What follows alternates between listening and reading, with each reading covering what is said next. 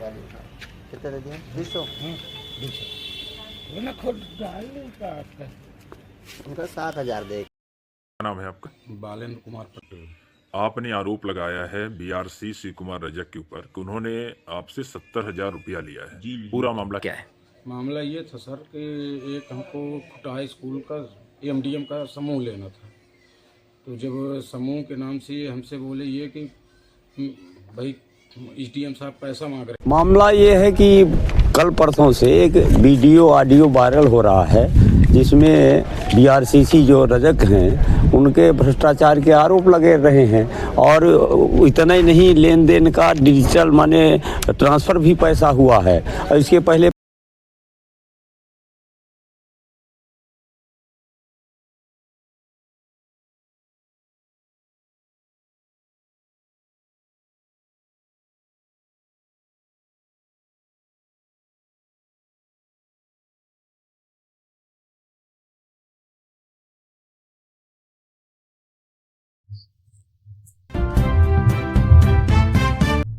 मऊगंज में पीएम पोषण पर रिश्वत का वीडियो धमाका, बच्चों के निवाले पर सौदेबाजी, बीआरसी पर 70,000 की वसूली का गंभीर आरोप। नमस्कार, चौथा पिलर में आपका स्वागत है। जनपद शिक्षा केंद्र मऊगंज में पदस्थ बीआरसी शिव कुमार रजक पर पीएम पोषण योजना के संचालन के बदले 70,000 रुपए रिश्वत लेने का गंभीर आरोप लगा है। इस पूरे लेन देन का वीडियो सोशल मीडिया पर वायरल है। वहीं पैसे वापसी के डिजिटल सबूत फोन पे ट्रांजैक्शन भी सामने आ चुके हैं। मामला खुटा विद्यालय से जुड़ा है, जहां हनुमाना स्व सहायता समूह को पीएम पोषण योजना का संचालन मिलना था। आरोप है कि बीआरसी शिव कुमार रजक ने साफ शब्दों में कहा है कि ऊपर तक पैसा जाएगा, एसडीएम को भी देना है, तभी आदेश निकलेगा। रिश्वत लेने के बावजूद न तो योजना का आदेश जारी हुआ और न ही पहले का बकाया भुगतान किया गया। शिकायतों का दबाव बढ़ने पर खुद को घिरता देख बीआरसी ने 6 नवंबर 2024 को 30,000 रुपए फोन पे के माध्यम से वापस कर दिए, जिसका डिजिटल रिकॉर्ड मौजूद है।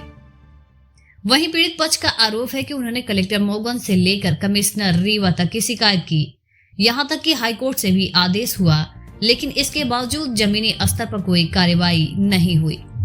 यह मामला सिर्फ 70,000 की रिश्वत का नहीं, बल्कि बच्चों के अधिकार, सरकारी योजना की पारदर्शिता और सिस्टम की साख से जुड़ा है। इस प्रकरण को लेकर मऊगंज जिले के अन्ना हजारे के नाम से मशहूर समाज सेवी मुंद्रिका त्रिपाठी, विश्वामित्र एवं विपिन सिंह ने भी प्रशासन से निष्पक्ष जांच और दोषियों पर सख्त कार्रवाई की मांग की है। मऊगंज से राकेश गौतम की खास रिपोर्ट। नहीं हो पाएगा, अभी और पैसा लगेगा, धीरे धीरे करके इनको हम 70,000 दिए। जिस दिन ये वीडियो बनाए हमारे मित्र, उस दिन हम इनको 7,000 रुपये फिर दिए। ये बोले कि देना है एसडीएम साहब को। उसमें उस वीडियो में साफ साफ दिख रहा है कि वो खुद बोल रहे हैं। फिर इसके बाद हमको फिर आदेश नहीं दिए। एक हमारे गांव का और विपक्ष पार्टी है, उससे पैसा लेके उसको आदेश दे दिए एमएस का, और पीएस का हमको दे दिए। जब पीएस हम देखे कि हमको पीएस का आदेश दिए, तो हम बोले कि आप ये आप आदेश ले लीजिए, हमारा 70,000 रुपये वापस कर दीजिए। तो बोले हमको दिए हो आप? तो हम बोले कि हाँ दिए हैं। बोले प्रूफ क्या है? हम कहा वीडियो है। वीडियो जब इनको दिखाए तब ये हमारा 30,000 रिटर्न कर रहे हैं। बोले 40,000 हमारे पास बाद में होगा तो हम दे देंगे, अभी खाते में हमारे 30,000 है। 30,000 रुपये का ट्रांजेक्शन भी हमारे पास है। ये हाई कोर्ट में हमने लगाया कि हमारे साथ ऐसा ऐसा अन्याय हुआ है, इसका उच्च न्यायालय निर्णय करके हमको सही तरीके से वो दिया जाए आदेश। फिर इसके बाद हो गया आदेश हमने लगाया कलेक्टर साहब के यहाँ, एसडीएम साहब के यहाँ, इनसे एनओसी लिए।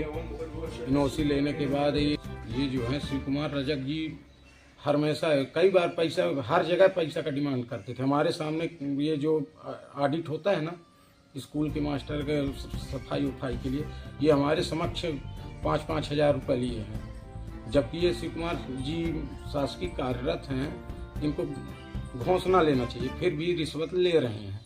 जब हमसे लिए तब तो उजागर हुआ।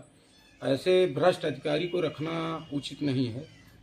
हमने पहले तो डीपीसी के यहाँ दिया आवेदन कि हमारे साथ ऐसा ऐसा गलत हुआ। डीपीसी के बाद ये जिला पंचायत रीवा को दिया। जिला पंचायत रीवा के बाद अपने मऊगंज में अनुभागीय अधिकारी को दिया। अनुभागीय अधिकारी के बाद अपने कलेक्टर साहब को दिया, मऊगंज कलेक्टर साहब को। इनका सबका हमारे पास लेख है। 30,000 रुपये किए, अभी 40,000 नहीं किए। ये फ़ोन पे के माध्यम से बोले कि अभी हमारे पास 30,000 है तो हम ट्रांसफ़र कर दे रहे हैं, 40,000 बाद में देंगे।